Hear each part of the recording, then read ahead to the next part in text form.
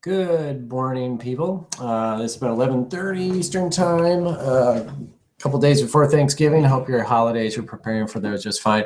This is the Salesforce Tips and Tricks webinar. This is Corey Babka from the Marks Group. My email is Corey, C-O-R-E-Y, @marksgroup.net, MARKSGROUP.net. Just getting that out of the way. If there's anything that I say today that's any questions, want more information on, by all means, please let me know, and we'll go from there. Okay, and you can reach out to me directly.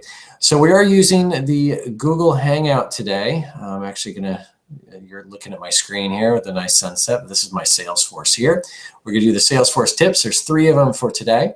And what I wanted to do is just kind of get with you, let you know just to clear a little bit more about what those tips were from last month's blog. Okay, so I will also have the Q&A up on my screen. So if there are any questions, please refer to the Q&A section.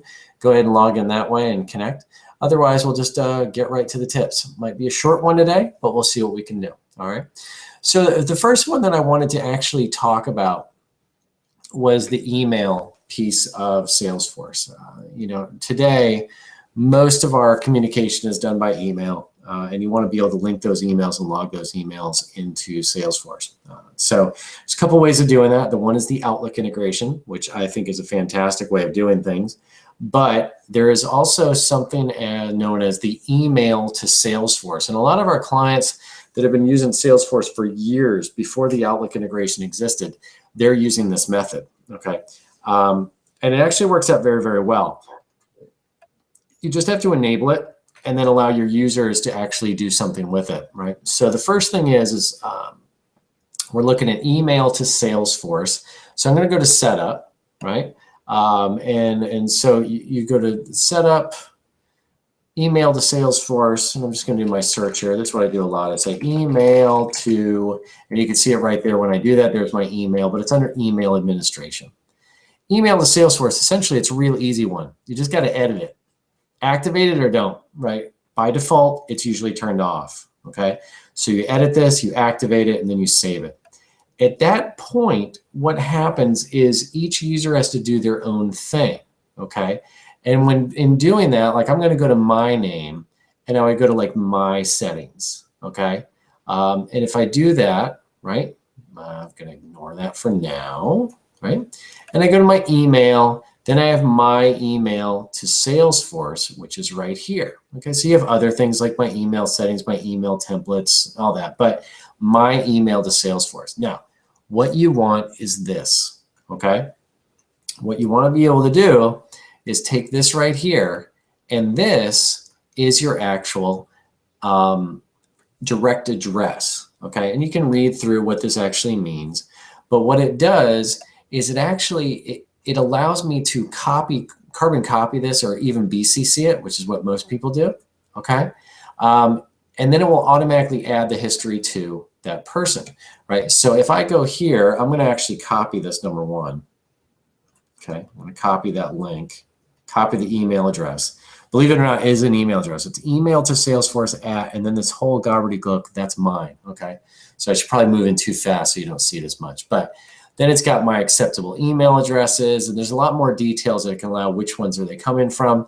But then more importantly down below, what happens to those, okay? And what happens to those, when they come in, they either go to my unresolved items or automatically assign them based on and you can even do opportunities, right? If they have an open opportunity.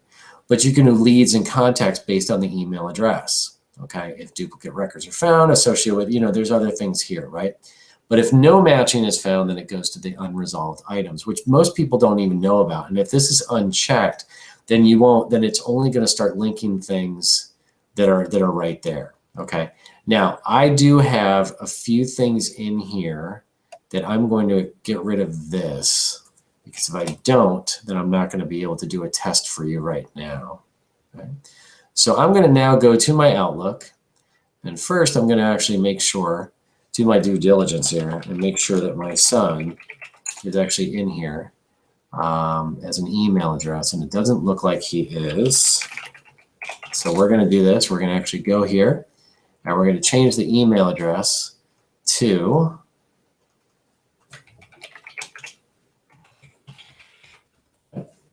we do that and we save it. Now, no history, as you can see, right? No history, nothing there, log a call, whatever.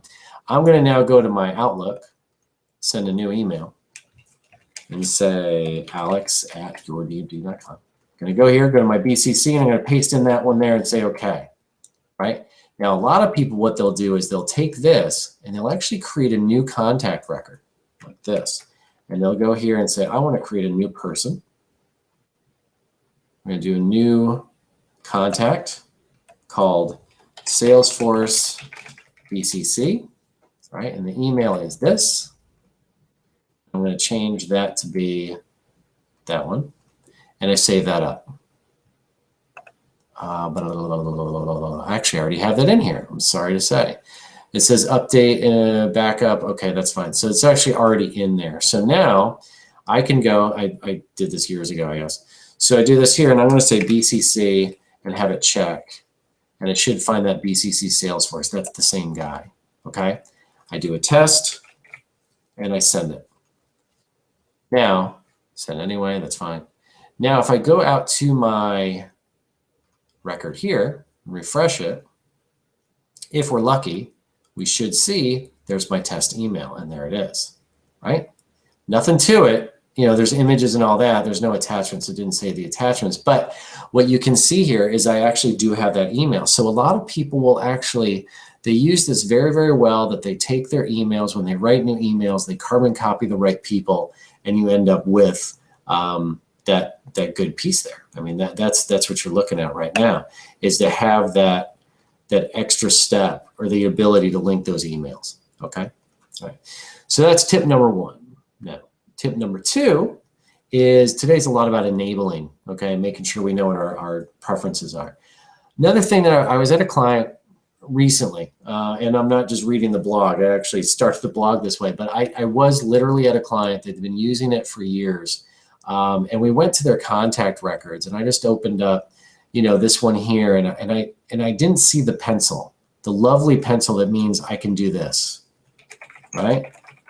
I can change these things around, and I can go back in here and say save. That's my personal email. Please don't use that.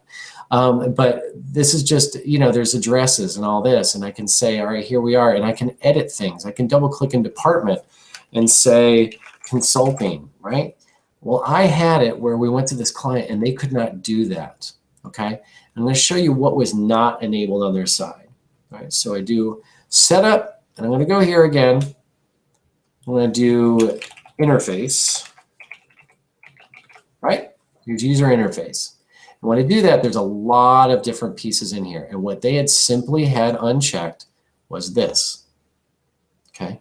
And when they did that, and I'm actually going to do it to show you what it looks like, when they had that turned off, okay, then they would go back into like Alex's record, and there's no pencils. And they couldn't do anything unless they did this, which, as we all know, that's fine. It works, but it's very time consuming. You can change everything and do save, but the pencil was gone. And if, for those of you that do have it that way, I'm going to show you how to change it back again. I'm going to go to setup. And if I go to user interface again, user, scroll down a little bit, and we've got user interface. And I'm going to enable inline editing. By doing that and saving it, now when I go to that record, go back, I have the pencils on each of these fields. And I can double click. This is also really useful if I go to things like accounts, and I go to accounts without products, for instance, okay? And say go. These are my accounts that I don't have necessarily written in what product they use, okay? So things like this here, this is gonna be, you know, somebody, if I went in here and did this, I would go and do, I'm trying to find one that I know, this one. I know, for instance, this is Zoho. And so I can change that, right? And I can do it as I go. But you can also do other things like, and you can see that was changed. But I could also do things like this and say, check, check, check, and then double click, and then it will allow me to check them all. So the inline editing, I think, is priceless, and you have to have it enabled. If you don't, you know, you're missing out on a lot. Okay. Last tip for the month before we hit the holiday experience is just enabling the lightning experience. Okay. And this is something that I did go over in last week's What's New with Salesforce and what's out there. It's kind of just a lighter one that I want to make sure that if you're getting the emails about it and what the lightning experience is and whether you love it or hate it. I personally am on the fence still. I'm not loving it. I can tell you that right now, but I just haven't used it enough yet. I'm not a mobile device guy per se, because I'm in my office a lot. So I'm using this screen that you have in front of you a lot more. But if I do want to enable it, I have to go to the setup and I have to enable it. Now it's going to be up here for a while. I don't know when they're going to move it down, but it's always up top. Okay. And what I have to do is click on this. You've got a lot more information here about what it does and what it looks like. You can see the screens are very different, right? And then what it does is it says, okay, I want to have this, account insights, social accounts, things like that, right? And then we go here and we say it's enabled, right? And we have to enable it. Now, if you enable it, that's fine. But that's what you need to do first. You need to enable it, make it saved. Then at that point, your users have the ability to do this. Without that, this option under their name is gone. Okay, so that's just the last thing that I kind of wanted to go over today and make sure we're all clear on. When I do switch to it, I go here, I say switch, and now you'll see that my Salesforce is very different looking. Right, my search is up here, which is fine. I've got my quarterly performance, which I don't know where this comes from, but I'm not using that right now. I've got my assistant, which is things that I need to do. My deals, my recent records, there's Alex. I can go look at his record. And you can see these things here. Here's his company info. See, this header stays at the top. That's fine. But you go down these notes and attachments and there we are. Okay. So it's just a very different look and feel. Truthfully, not a huge fan right now. I can't find my way around yet. Okay. But so that's why I go back to this. Truthfully, I haven't even messed with layouts yet. Like, can we mess with the layout? Like, here is mini console, mini page. I have to do things. Salesforce Lightning experience is a little different. You do have a note now about your, what the actions are, where it is. You could go to setup and do that, and there we are. But just wanted to kind of show you that where that is. But to get this even as an option for your users, you definitely have to enable it first.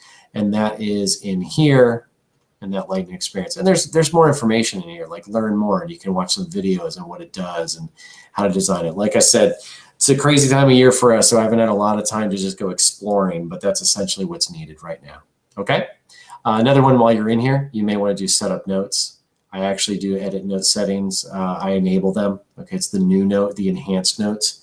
While you're in there, you may want to do that as well. Okay. So that's about it for now. I wish all a happy Thanksgiving if you're in the States. If you're watching this internationally, happy holidays to you as we roll at the end of the year. And that's it for now. Wish you the best, and thanks for attending. Okay, bye-bye now.